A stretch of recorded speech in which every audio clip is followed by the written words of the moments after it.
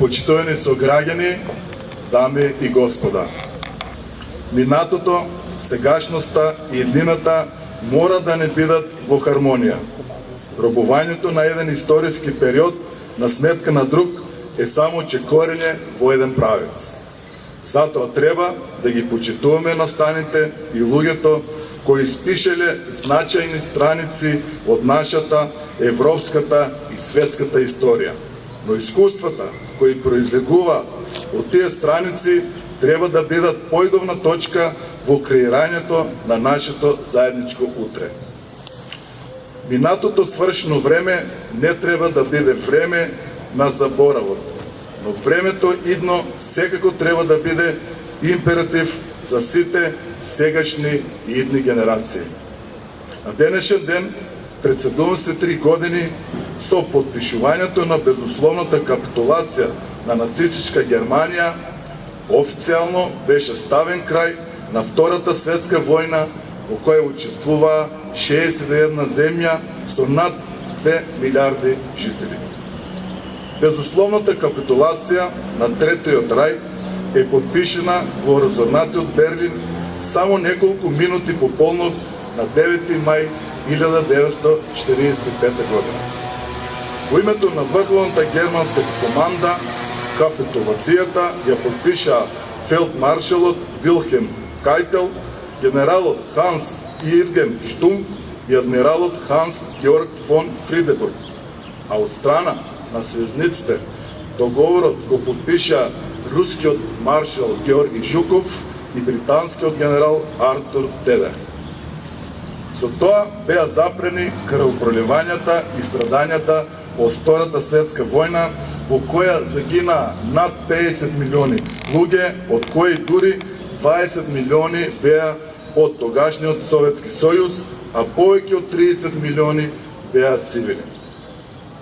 Во нацистичките логори беа убиени околу 12 милиони луѓе, од кои половината беа евреи. Материјалната штета од Втората светска војна само во Европа беше процената на околу 200 милиарди американски долари. Она што не смееме да се заборави е дека и нашава земја беше дел од таа страотна војна. Македонија беше на страната на антифашистичката коалиција и во борбите против фашистичките окупатори даде околу 33.000 жртви, меѓу кои се и 7.000 евреи кои за време на војната беа депортирани во концентрациониот логор Треблинка. Поради сево ова, Македонија равноправно со сите останати слободолюбиви земји го слави денешниот ден, затоа што победата над фашизмот беше победа и на Македонија како земја која беше на страната на праведните, на страната на оние кои сакаа мир, слобода и разбирање. Иако Европа не ги беше заборавила стравовите и ужасите од војната и не до крај ги рачисти урнатините од таа војна, беше цврсто решена да сврти нова страница на својот развој. А така, само 5 години од победата над фашизмот, на денешен ден, во 1950 година, Роберт Шуман го презентираше предлогот за создавање на Обединета Европа. Тој предлог, попознат како Шуманова декларација, се смета за почеток на формирањето на денешната Европска унија. Но откако Роберт Шуман пред 68 години ги удри темелите на Обединета Европа, една година подоцна Алтеро Спинели и Жан Моне го преточија Шумановиот план во Европска заедница за јаглен и чели. По промоцијата на федеративниот и функционалниот пристап за европското заедништво следва низа значајни настани кои доведоа до нијансирање на физиономијата на денешната Европска унија. Со низата проширување, денеска Европската унија брои вкупно 28 земји членки, со помалку или повеќе развиени економии, различни култури, традиции и јазични особености, и истите подеднакво се вреднуваат и поддржуваат. Нашава земја веќе 27 години од својата самостојност го сонува европскиот сон со тенденција да стане дел од големото европско семејство.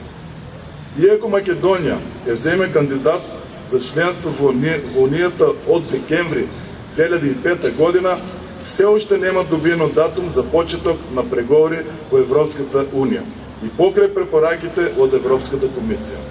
За жал, спорот со името се уште е пречка тој сон да стане јавен. Треба да бидеме сериозни и да се избориме барем за надежта да ја создадеме реална основа. Треба да бидеме мудри, упорни и истрени, а ако нешто заслужуваме, тоа сигурно ќе го добиеме.